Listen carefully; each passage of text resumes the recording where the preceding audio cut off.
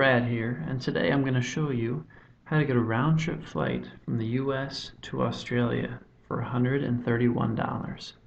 Here's the four-step process I'm going to be laying out for you today. First, we're going to check award availability at the three major US frequent flyer programs, which is United, American, and Delta. And then we're going to talk about how to get enough miles in one of these three programs that we find the best seat availability with by signing up for 2 credit cards to get the sign-up bonuses to equal that amount. Step 3, we're going to be talking about how to meet the minimum spend requirement on the cards in order to actually get the mileage bonuses. And then step 4 is pretty straightforward. We're just going to use the miles to book the flight. So let's get started on step 1, check seat availability. First, we're going to check on United. So I'm going to go to the United page. I'm going to click One Way. I'm going to click Award Travel. Now I want to go from Madison to Sydney. So I'm going to type those airport codes in. Now, I want to travel sometime in September. I'm not real specific about when I want to travel, which is good for traveling with miles. So I'm going to just put September 2013 in there. I'm going to search. So this shows what's available from Madison to Sydney in September. Now this cream color here indicates that there is Saver Award availability in economy class. That's what I'm looking for.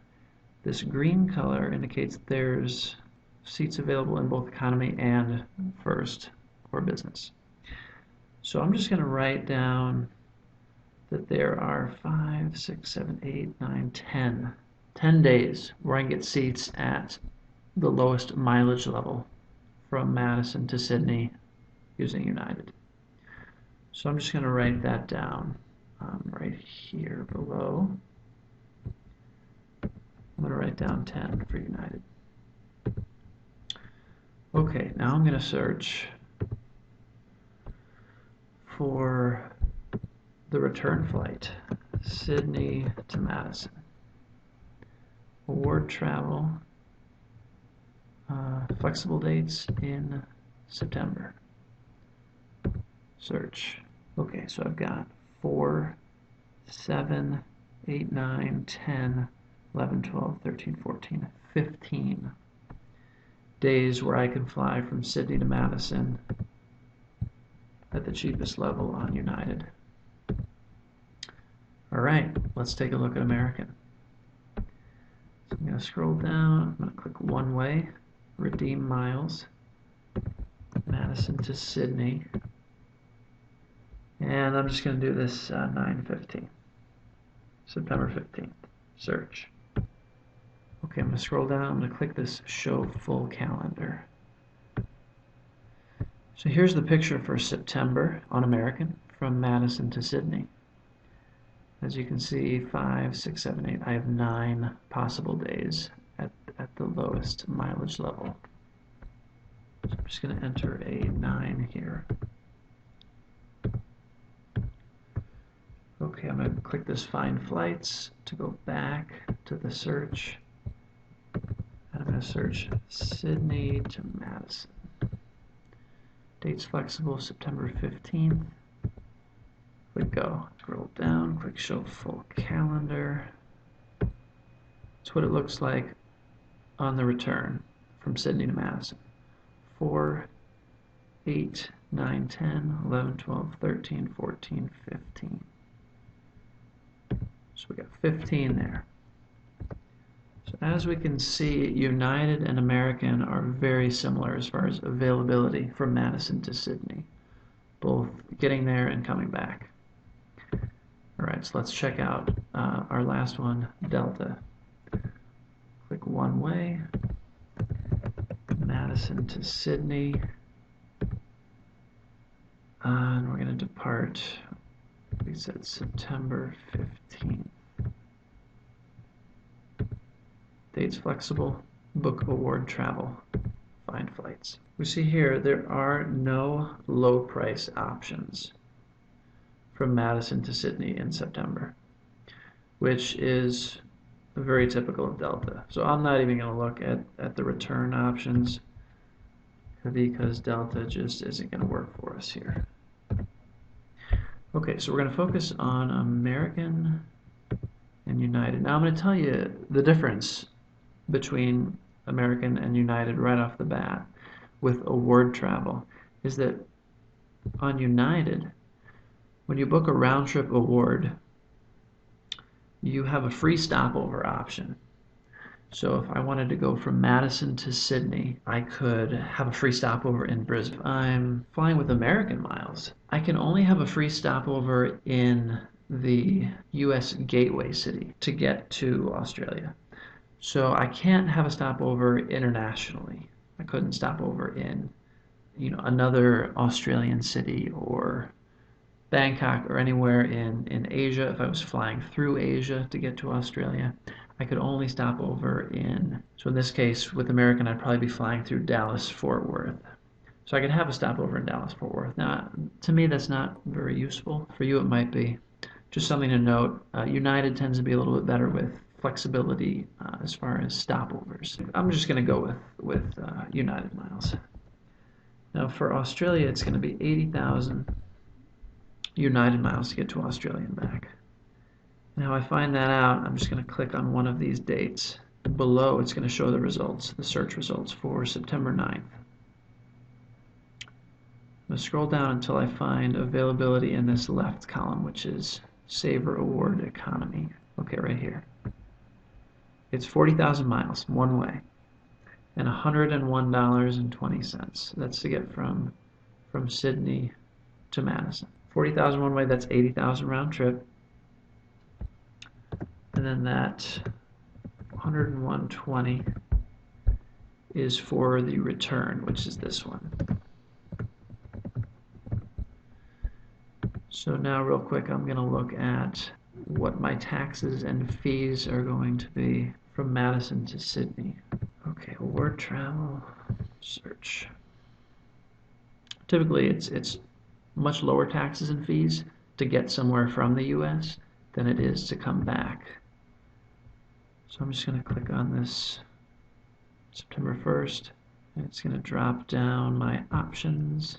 So here it is, 40,000 miles, $29.80. So we got $29.80.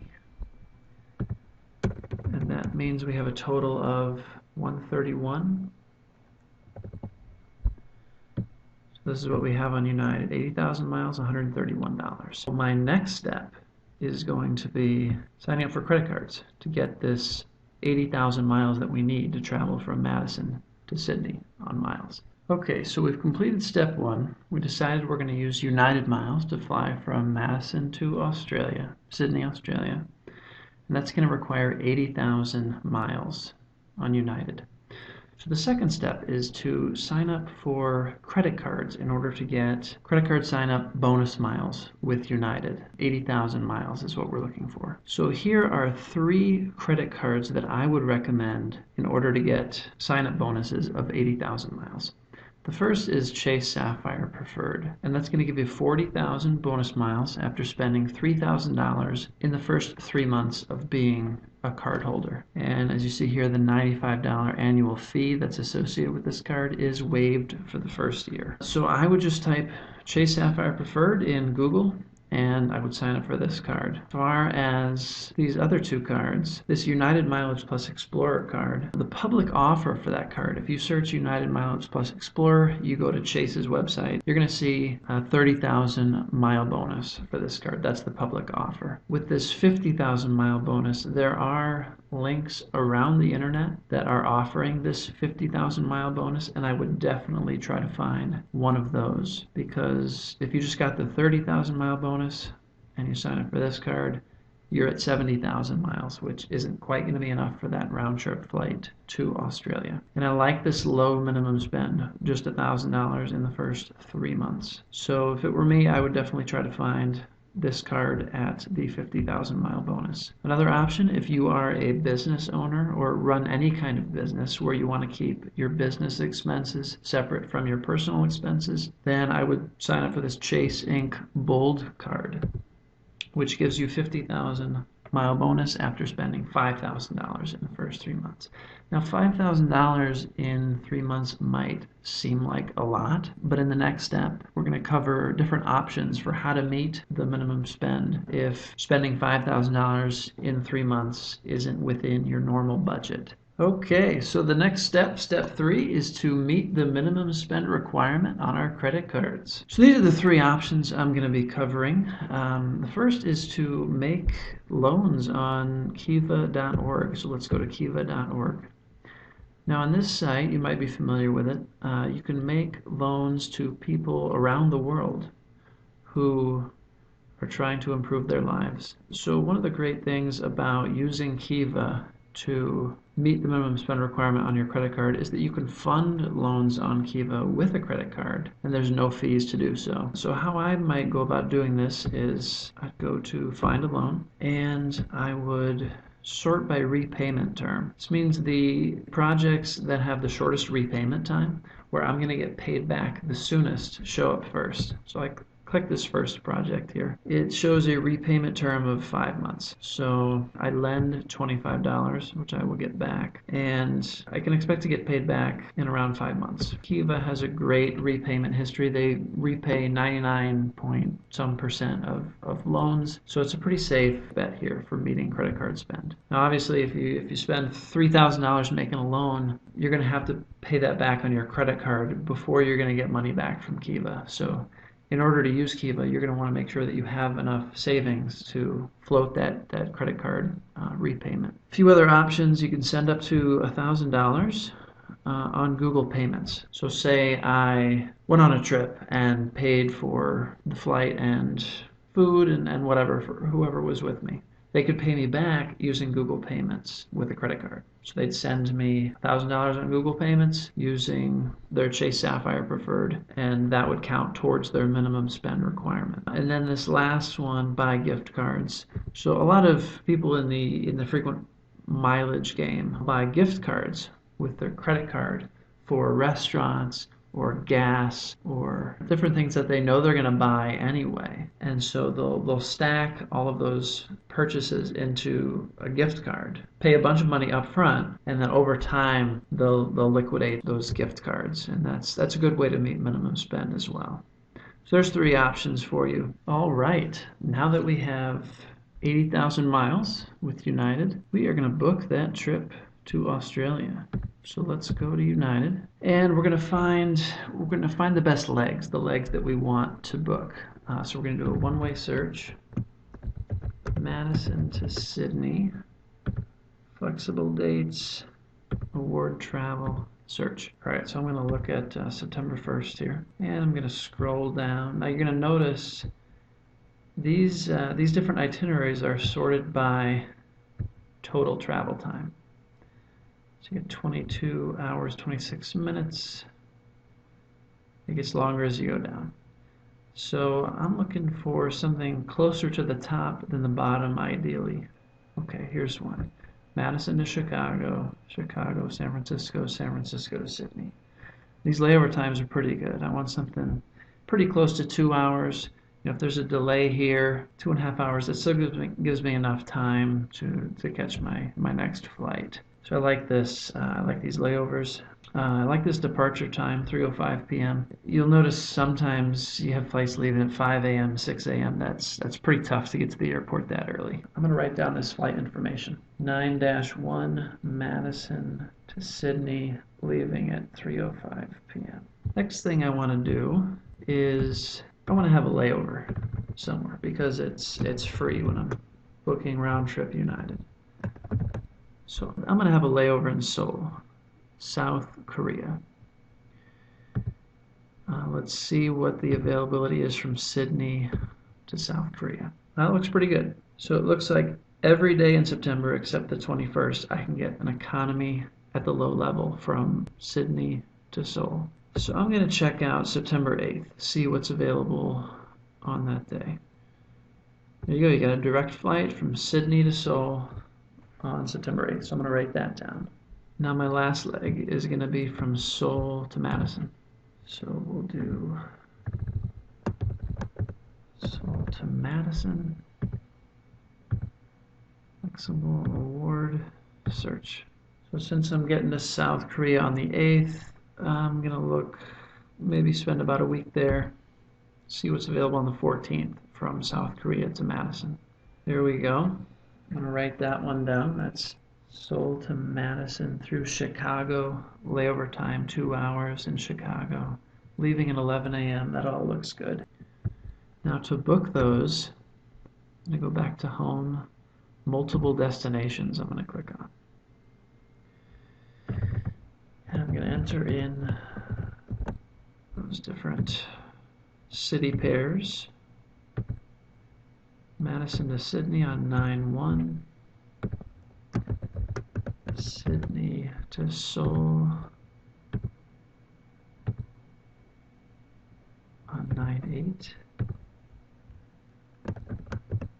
Seoul back to Madison on 9/14. Go down to the bottom, click Award Travel, click Search. Now I'm going to go down. This is from Madison to Sydney. First leg, I'm going to go down and I'm going to select that leg that I wrote down earlier, which is this one. Here's my first leg. Now I'm going to scroll down and I'm going to select the second leg. Lastly, I'm going to scroll down, select my final leg. All right, so that itinerary from Madison to Sydney to Seoul back to Madison is 80,000 miles. You'll see we're not paying any more miles for that, for having that stopover in South Korea. And we have 157 now for the taxes and fees, which is a little bit higher than our original 131. You're going to see a Korea departure tax here. So we got a few more fees having that stopover in South Korea, but that's acceptable to me. So here's that full itinerary. And I'm just going to click reserve. And that is how you can book a flight from the US to Australia with a free stopover. Free, I mean, not entirely free. We're paying another $25 in taxes, but close to free. That's how you do it on United. Okay, so you just learned how to get a round-trip flight from the US to Australia with a stopover in South Korea for $157. Normally that would cost over $2,000, so we're doing pretty well here. I have a few final words about pitfalls to avoid in this process. First of all, it's going to take some time for the miles to actually post to your account after you meet the minimum spend, so plan ahead for that. You know, it varies depending on the different credit cards. The second you meet the minimum spend, that doesn't mean your miles are going to be available, so give it about a month. The next thing is, if you don't pay your credit cards off in full every month, if you carry a balance, chances are the interest that you're going to pay using this technique is going to offset any value you're going to get for these miles. So if you're in debt, if you can't pay off your credit cards in full, if you're bad at remembering to pay your credit cards, this technique probably is not for you. And lastly, I mentioned that $95 annual fee on those 3 cards that's waived the first year. Don't ever pay that annual fee. There's no reason you should be paying credit card companies for the privilege of using their cards when there are so many cards on the market that offer valuable sign-up bonuses. So 11 months after you sign up for the card, give that number on the back of the card a call and ask them to waive the fee. If they won't, downgrade to a card without an annual fee. Or you can say, all right, I'll pay the annual fee, but what are you going to give me? You know, offer me another bonus. And then you can evaluate whether or not paying that annual fee is worth the bonus that they offer you. So yeah, that's what I'd recommend. Thanks for watching this video. Please subscribe to my YouTube channel for more videos like this in the future, and comment below what you thought of this video, and additional topics that you'd like to see videos on in the future. Have a great day.